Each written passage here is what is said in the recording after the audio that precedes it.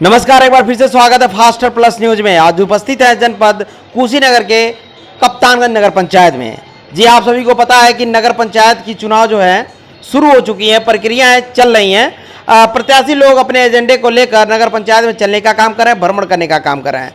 आज मैं भी यहाँ कप्तानगंज नगर पंचायत आज़ाद चौक पर मौजूद हैं। रिद्धि सिद्धि एक बहुत ही अच्छा प्यारा रेस्टोरेंट है, उसी में चाय के अवसर पर हमारी बात हो रही है। यहाँ के सभासद प्रत्याशी हैं मोदी जी, और हम बात करेंगे, कुछ चर्चा करेंगे नगर क्षेत्र की समस्या पे और जानने का प्रयास करेंगे नेताजी लोग किस मुद्दों को टच नहीं कर रहे हैं, छू नहीं रहे हैं, और क्या विकास होना चाहिए नगर क्षेत्र में, क्या बदलाव होना चाहिए।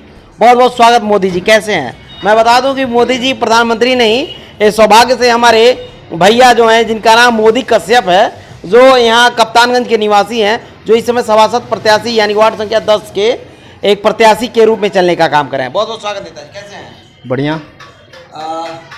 चुनाव की प्रक्रिया पे बात किया जाए या चाय की कटिंग पे बात किया जाए, जिस पे कर लीजिए। रिद्धि सिद्धि का चाय कैसा लगता है आपको। बढ़िया। बढ़िया। पीते हैं। बिल्कुल। नगर क्षेत्र के लोग पीते हैं। बिल्कुल। मजा आता है। मज़ा आता है। चाय में क्या डालते हैं। चाय में क्या, चीनी, चाय पत्ती। नहीं, बहुत जगह कुछ और भी डालते हैं जिसे लोग खींचे चले आते हैं, उस चीज़ पे हम बात नहीं कर रहे हैं। हो सकता है कि प्यार हो, मधुर हो और मिठास हो। तो चाय पे हम बात करते हैं नेताजी, चूंकि चुनाव आ गया है और बहुत सारे प्रत्याशी जो हैं उभर के सामने आ चुके हैं, आप भी उसी कैटेगरी में खड़े हुए हैं। आप अपने नगर पंचायत को विकास के क्षेत्र में किस निगाहों से देखते हैं। देखिए नगर में 3 ही 4 मुद्दा मेन होता है। जैसे सड़क सही होना चाहिए, नाली का बहाव और नाली सही होना चाहिए। जैसे आधा घंटा बारिश हो जाए नगर में तो रोडों पे पानी लग जाता है, इससे कई लोगों के मकान में पानी घुस जाता है, दुकान डिस्टर्ब होता है। ऐसा नहीं होना चाहिए। रोड नाली का बहाव ऐसा होना चाहिए कि बारिश हो तो बहाव से उसका दिशा सही होते हुए निकल जाए पानी। यानी कि जो है अभी देखा जाता है नगर पंचायत कप्तानगंज में जब भी बारिश होती है तो रोड पे काफी पानी लग जाते हैं, आवागमन ठप हो जाता है और बहुत सारी समस्याएं आती है। घर में पानी घुस जाती है गंदे नाली की। डीसीएम चौक से सुभाष चौक तक आएंगे, जब बारिश होता है तो जितना पानी उधर होता है नाली उफान मारता है और सारा पानी बिजली हाउस घर में चला जाता है। इससे कभी ऐसा 24 घंटा या 36 घंटा बारिश हो गया तो बिजली का आपूर्ति भी ठप हो सकती है। यानी कि समस्याएं बढ़ती जाती है बारिश को लेकर नगर पंचायत में। सर, इसका मुख्य कारण क्या है। मुख्य कारण जैसे जो भी ठेकेदार होते हैं नाली का बहाव सही नहीं करते हैं। जैसे क्या है, उनको ठेकेदारी करना रहता है, अपने हिसाब से जैसे मन करे वैसे वह बना के चले जाते हैं, चाहे बहे या न बहे। तो वैसे ही NH 730 है, वहाँ पे जो भी नाली बना है वह नाली का बहाव कहीं नहीं है। वह सारा नाली का पानी धोबी घाट पे चला जाता है और वहाँ जो पोखरा है वह लास्ट उफान पे है। अब इसके बाद अगर 5 घंटा 12 घंटा बारिश हो गया तो सारा उफान मारेगा पोखरा, तो उसी बगल में विद्युत घर है, उसमें पानी घुस जाएगा। तो लगभग यहाँ 25,000 उपभोक्ता हैं बिजली विभाग में, जिसके घर पे बिजली जाता है 25,000 लोग हैं। उससे सारी बिजली समस्या, सब लोग ठप हो जाएगा बिजली विभाग। ये तो बहुत ही बड़ी समस्या है नेताजी। क्या लगता है कि नगर पंचायत के जो बड़े नेता हैं, बड़े चेहरे हैं, वो लोग इस मुद्दे पे कभी बात किए हैं। उनको बस चुनाव लड़ना है। अच्छा। हाँ, चुनाव लड़ना है, यानी चुनाव लड़ने के बाद विकास तो करना होता है ना। अभी 5 साल आप विकास देखे होंगे। अच्छा। वो भी नगर क्षेत्र विकास नहीं किया है।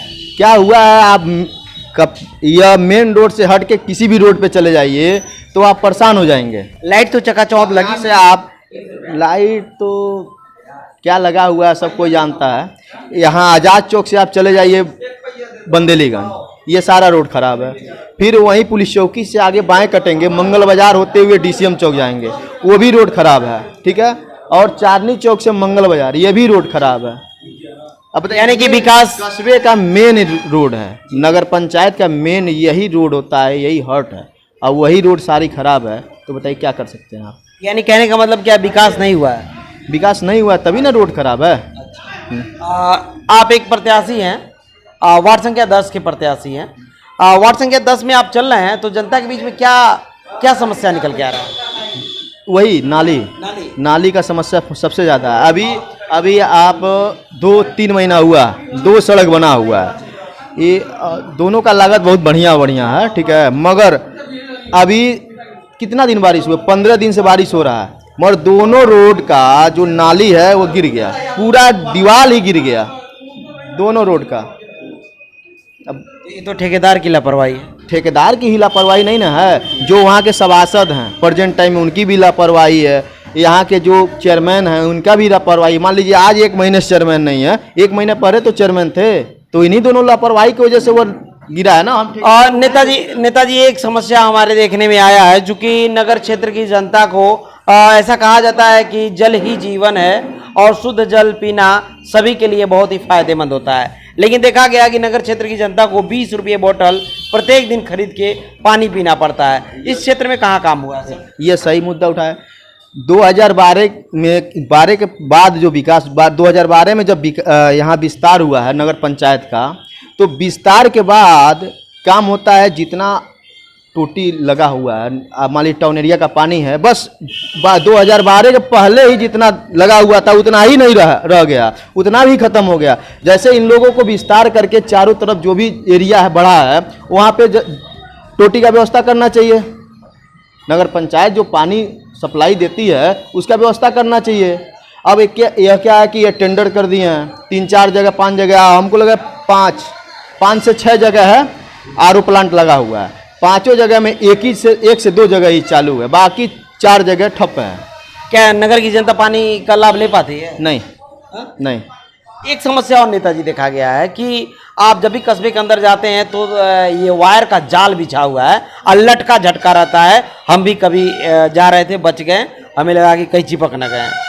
बड़ी बड़ी समस्या सर, उसको लेकर क्या कहना चाहिए? अभी कोई भी कार्यक्रम होगा, कोई भी जुलूस निकले या कोई भी कार्यक्रम हो नगर में भ्रमण का, तो सबसे पहले लाइट काटी जाती है। अभी दुर्गा पूजा आ रहा है, उसके बाद लक्ष्मी पूजा आएगा, अभी मुहर्रम बीता हुआ है, तो जब तजिया निकलता है तो सब 8 फीट 10 फीट 12 फीट पे वायर है, ठीक है, उसको सबसे पहले ऊंचा कराना चाहिए।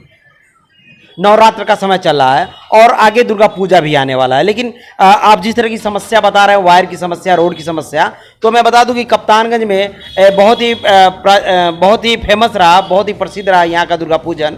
उसको लेके दूर दराज के लोग लगभग 25 से 30 हज़ार की संख्या यहाँ इकट्ठा होती है दुर्गा पूजा में, और विसर्जन करने के लिए भी काफ़ी संख्याएं माता रानी की विसर्जन करने में जाते हैं। तो टूटे रास्ते और वायर को लेकर इसके संबंध में क्या कहना चाहेंगे?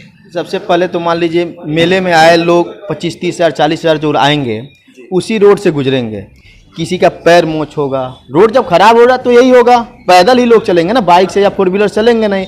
और दूसरे दिन जब विसर्जन में लोग जाएंगे तो मूर्ति जब जाएगी तो फिर रोड अगर खराब रहेगा तो मूर्ति इधर उधर, कहीं मूर्ति बाई चांस सही से ना बांधा गया, वो किसी के ऊपर गिर गई तो फिर क्या होगा? दुर्घटना हो जाएगा, बहुत बड़ा दुर्घटना हो जाएगा। यानी कि जेन्युइन समस्या, यह तो जेन्युइन समस्या है। एक समस्या और हम बात करेंगे सर आपसे।